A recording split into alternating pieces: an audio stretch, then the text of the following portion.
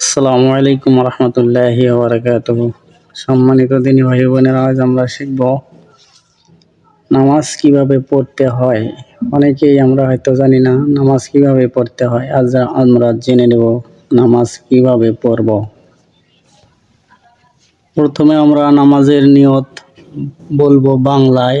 আমি কিবলামুখী হইয়া ফজরের 2 রাকাত নামাজ আদায় করতেছি, মনে মনে ভাবলেই হবে। যদি আপনি ফজরের 2 রাকাত নামাজ পড়তে চান তাহলে ফজর বলবেন, আসর, মাগরিব, ইশা এভাবে যা পড়বেন তাই বলবেন। তারপর আল্লাহু আকবার বলে নিয়ত বাঁধবেন। হাত বুকের উপর হোক আর হাত বুকের নিচেই হোক, আপনি আল্লাহু আকবার বলে হাত বাঁধবেন। তারপর প্রথমে ছানা পড়বেন। ছানা সুবহানাকা আল্লাহুম্মা ওয়া বিহামদিকা ওয়া তাবারাকা ইসমুকা ওয়া তাআলা জাদ্দুকা ওয়া লা ইলাহা গায়রুকা। তারপর আপনি পড়বেন আউযু বিল্লাহি মিনাশ শাইতানির রাজিম, বিসমিল্লাহির রহমানির রহিম, তাওস্তাসনিয়া যাকে বলে। তারপর আপনি সূরা ফাতিহা পাঠ করবেন। সূরা ফাতিহার সঙ্গে যে কোনো একটি সূরা মিলাবেন, সেটা ছোট হোক আর বড়ই হোক, আপনি একটি সূরা মিলাবেন। তারপর আল্লাহু আকবার বলে রুকুতে যাবেন এবং 3 বার পড়বেন সুবহানা রাব্বিল আযীম, সুবহানা রাব্বিল আযীম, সুবহানা রাব্বিল আযীম। তারপর সামি আল্লাহু লিমান হামিদা বলে রুকু থেকে দাঁড়াবেন। সোজা হয়ে দাঁড়িয়ে বলবেন রব্বানা লাকাল হামদ, রব্বানা ওয়া লাকাল হামদ হামদান কাসীরান তাইয়্যিবান মুবারাকান ফীহি। তারপর আল্লাহু আকবার বলে সিজদায় চলে যাবেন এবং সিজদায় মাঝখানে পড়বেন 3 বার সুবহান রাব্বিল আলা, সুবহান রাব্বিল আলা, সুবহান রাব্বিল আলা। তারপর আল্লাহু আকবার বলে সোজা হয়ে বসবেন এবং পাঠ করবেন আল্লাহুম্মা গফিরলি ওয়ারহামনি ওয়াহদিনি ওয়াফিনি ওয়ারজুকনি। তারপর আবারও আল্লাহু আকবার বলে দ্বিতীয় সিজদায় চলে যাবেন।